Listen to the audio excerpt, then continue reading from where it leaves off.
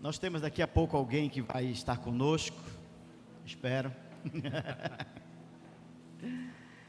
Mas enquanto o pastor Neto chega, se você tiver com a sua Bíblia, aí você pode abrir no Evangelho de Mateus, no capítulo 14.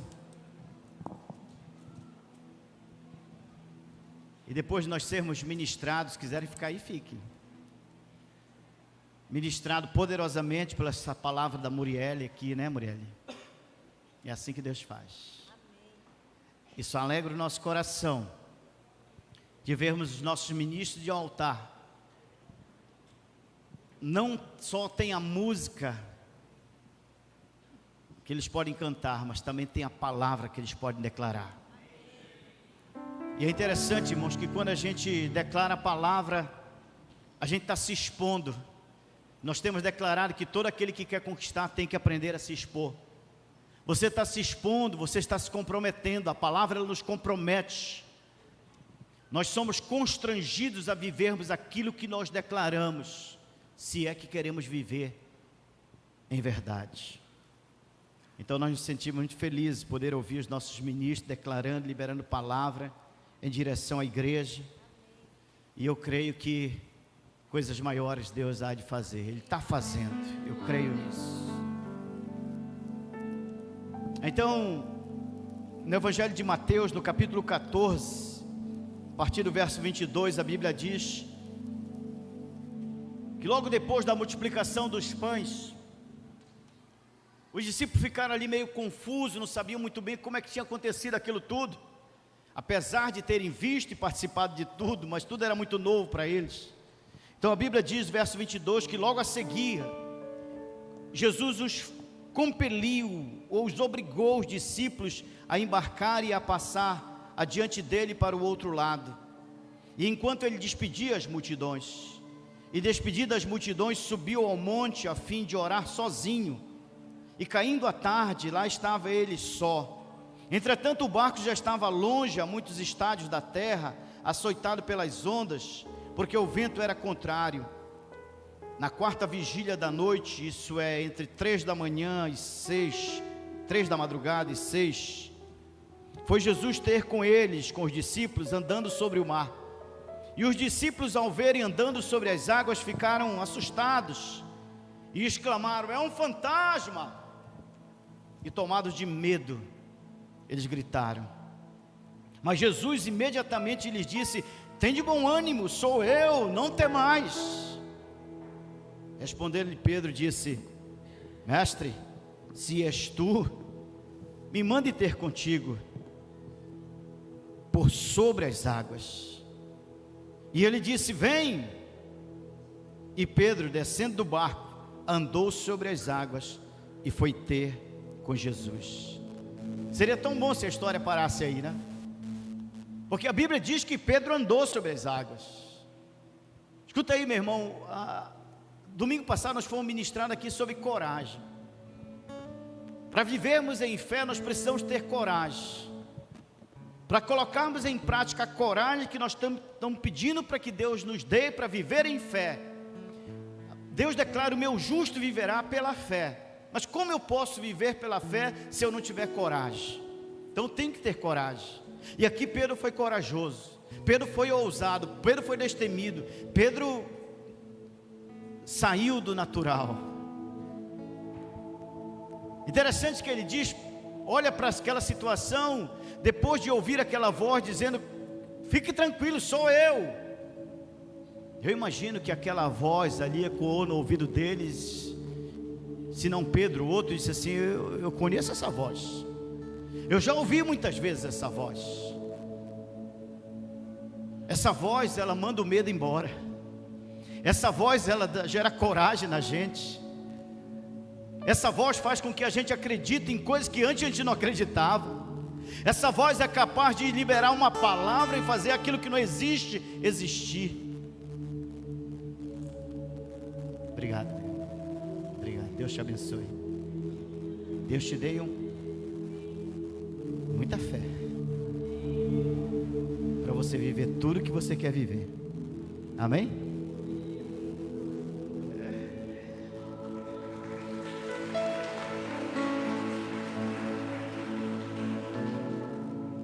Então aquela fé acalmou um pouquinho Pedro aí. Escuta aí, meu irmão.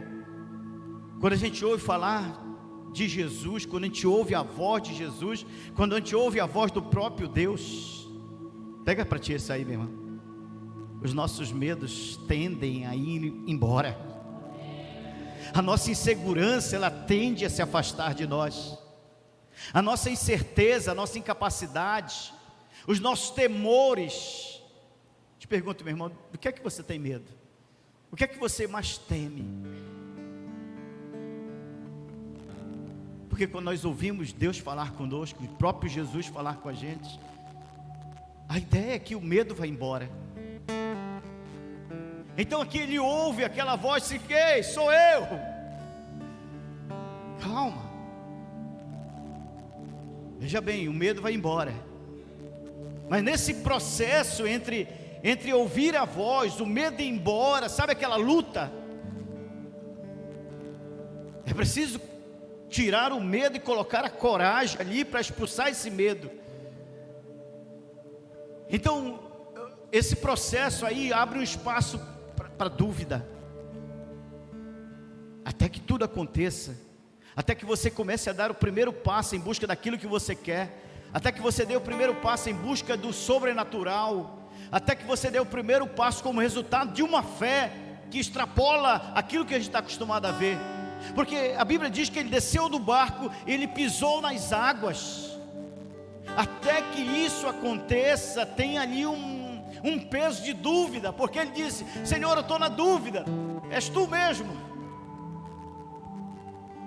Se és tu, Senhor, me manda ir ter contigo. Aí a Bíblia diz que Jesus liberou uma palavra em direção a ele.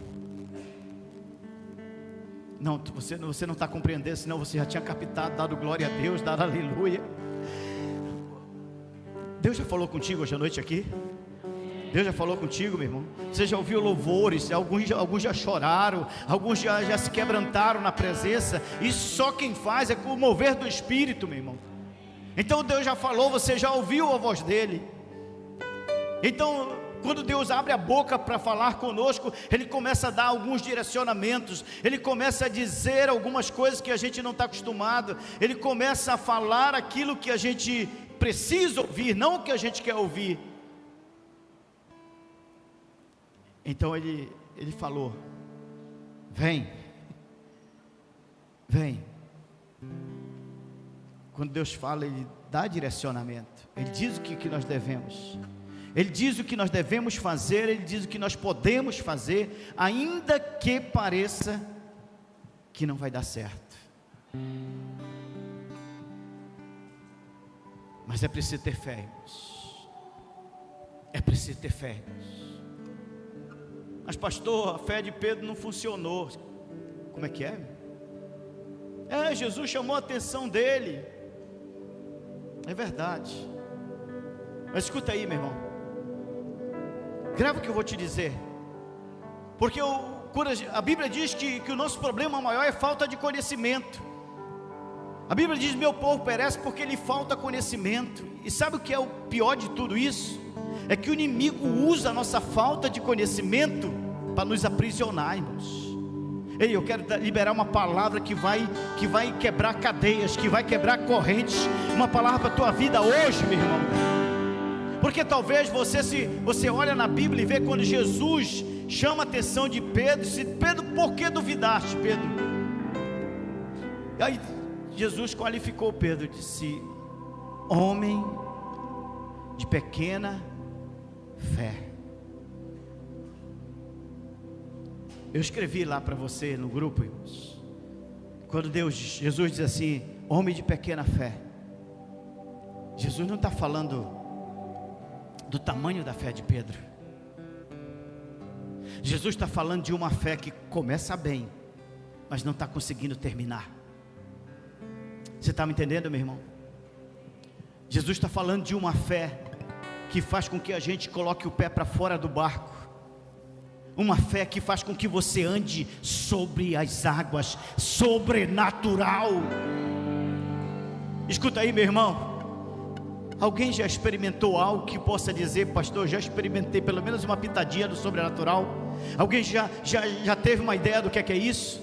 E o que eu quero te encorajar, meu irmão, sair daqui hoje, retomar de onde você parou, voltar a acreditar de onde você desacreditou, implementar a fé onde você parou de implementar a fé, e caminhar em direção ao sobrenatural. E eu te digo mais, sabe quem está te esperando lá do outro lado? Ele, aquele que te chamou, aquele que olhou para ti e disse: vem, vem, vem. Você começou bem, não sei por que você parou, não era para você ter parado. Continua, porque a fé vai te levar a esse lugar sobrenatural. Eu não sou creio. mais escravo. Fica de pé, meu irmão. Eu sou filho de Deus. Eu não sou mais escravo do medo. Eu sou filho de Deus. Diga mais uma vez, bem forte. Creia nisso. Eu não sou mais escravo do medo. Eu sou filho de Deus. Eu não sou mais escravo do medo. Eu sou filho de Deus.